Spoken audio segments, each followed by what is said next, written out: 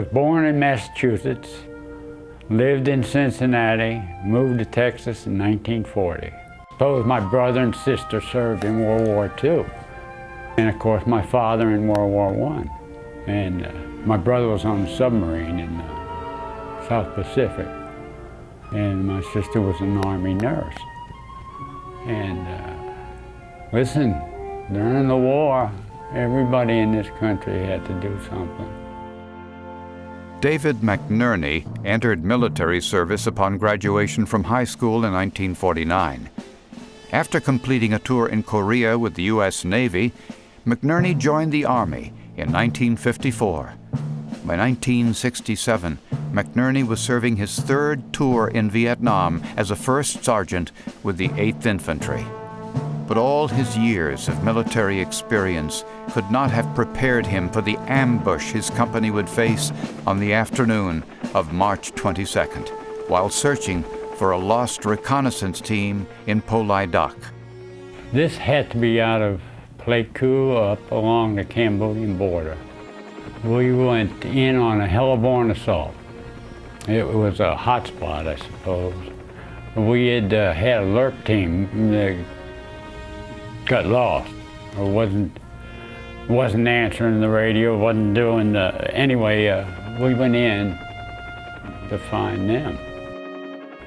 And then we found something.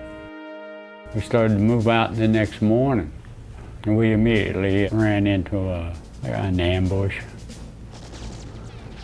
firefight, contact. My normal position was at the rear. Company commander was up forward, and the contact was in front.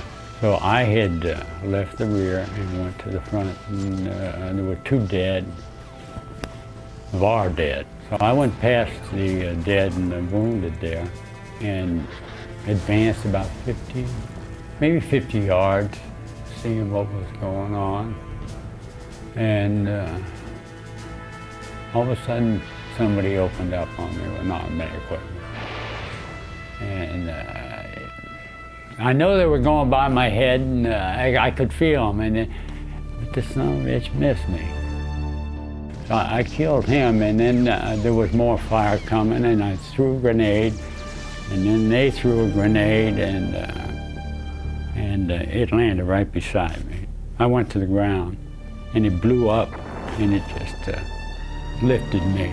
But none of the shrapnel caught me. It was just debris. I continued firing every time I saw movement. And then there was movement to the front, and some of the guys were saying, "I see him, First Sergeant, I see him." And I said, "Well, fire." The machine gunner fired 1 round and jammed. And he got shot. And then everybody started firing. Well, we had been in firefights before, but this was really eyeball-to-eyeball kind of stuff. When his company commander and artillery forward observer were killed, Sergeant McNerney took command. As the enemy closed in, McNerney called in artillery fire to within 20 meters of his position. Despite his injuries and in the face of constant enemy fire, McNerney moved to a nearby clearing to designate the location for friendly aircraft.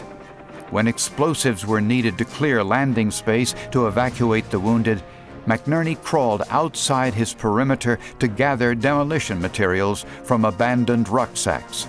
His fearless actions prevented the company from being overrun by a North Vietnamese force that outnumbered them 3-1.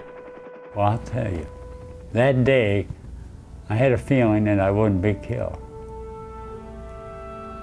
And it was just there. You're not gonna die.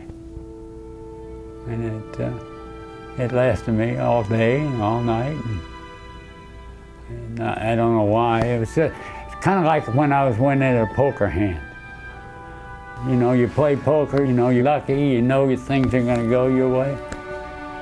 It was that kind of a feeling. The troops, to me, they were children, my children, I suppose. Like I said, the paternal feeling.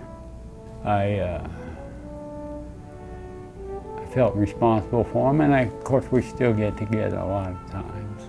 I was very pleased with them, though. I think everybody in the country would have been pleased with them. As a personal triumph, probably, naturally, it'd be the highest thing I've ever accomplished. It was kind of a culmination of everything that I've been taught and did in my environment from World War II. The 90 people that helped me get it or earned it,